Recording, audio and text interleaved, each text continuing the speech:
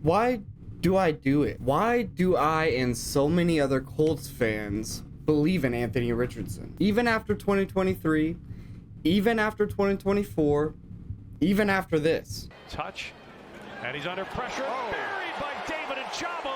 We still believe in him. And there's a lot of us actually who still believe in him. We believe in Anthony Richardson for many reasons that a lot of other people believed in him in the early days. That being him being the most athletic quarterback in NFL history. He can run a 440 at 6'4", 250, which he's lighter now, by the way. I think he's like 244 or something. He has the highest vertical in quarterback history. He could read a defense surprisingly well. He had surprisingly great pocket awareness for his play style, and he made some great decisions while he was on the field in Florida. These are all reasons that you've probably heard of before as to why the Colts fans, or believers, choose to believe in Anthony Richardson even after the tap out, the injuries, after the whole, he's not doing what it takes to be a quarterback. But I think as a Colts fan, we are kind of forced to believe in this guy, actually, especially this year. This offseason, Chris Ballard and Shane Steichen decided it would be best to bring in competition for Anthony Richardson, and they decided that the best candidate for the challenge is Daniel Jones. I mean, I can't tell you guys how disappointed I was immediately after hearing the news that we were going to force Richardson into a competition in year 3 after giving him the rings for the first 2 seasons. That's literally what we did. The Colts were like, hey, we're gonna draft you 4th overall, here's the keys, good luck. And not only after all of that, we just give this kid the keys and it turns into a dumpster fire, because of course it did. And we're now in year 3, and this is the year that we're gonna find out if Richardson can succeed with this team or on someone else's. Now, I think we definitely could have been better at surrounding the kid with endless talent on both sides of the ball. And to be completely fair, AR had weapons, and I'm not here saying Ballard and Steichen didn't help Anthony Richardson out in the first season. But last season, we signed Joe Flacco and who else? I don't even remember. Not a single noteworthy signing other than Anthony Richardson's backup. Really? And then that whole debacle thing happens. We go 8-9, and we're here in year 3. And what's the plan? And now we're in year 3, and Ballard's like, oh, now we need to bring competition to Anthony Richardson. He's gonna be such a better player after this quarterback competition that we lay upon him. And not only that, Ballard's like, the best competition for Anthony Richardson is Daniel Jones, the 7th-year vet with a 22-44-1 career record.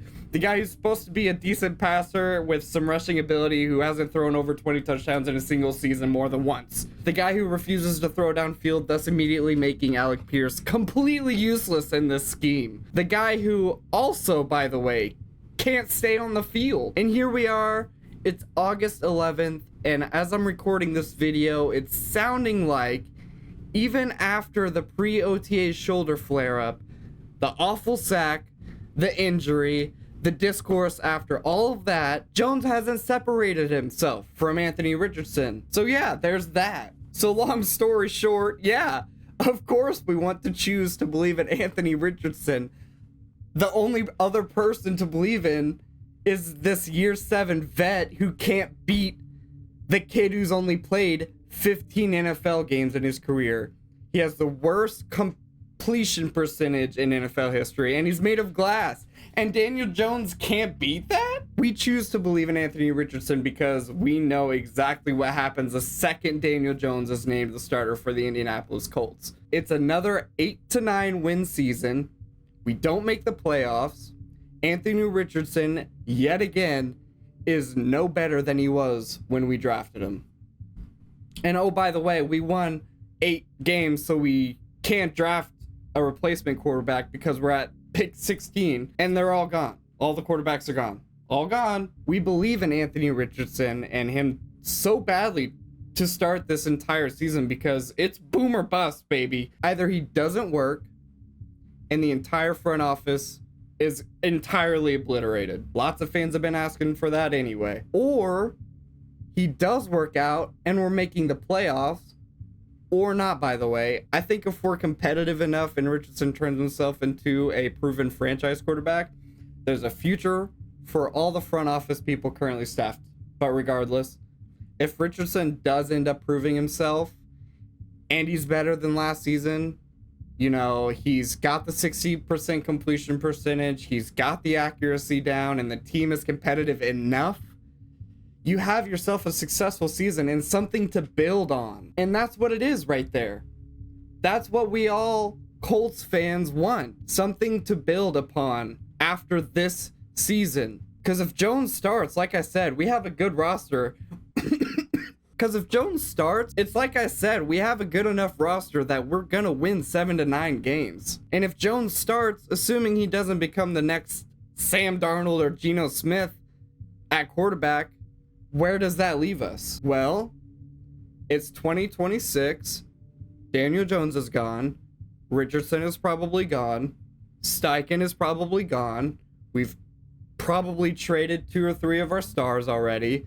By the way, Ballard's definitely gone. Goodbye. It's a full reset after a 7 to 9 win season, and we don't have a high enough draft pick to fully reset. And now we're in the same cycle, but with a new front office. We want Anthony Richardson to succeed because not only would we be proven right, and it would be a great story revolving Richardson as a person, but it's the quickest and easiest way to get the ball rolling for this franchise without having to go through a half-decade-long reset because of this 4th overall pick. We want Richardson to succeed because we really don't want to be the next Broncos after Manning, or Dolphins or after Marino, or hell, Colts after Luck. To all of you saying we're delusional for thinking AR is going to succeed, well, sure, we're delusional, but like I tweeted earlier today, if worse comes to worse,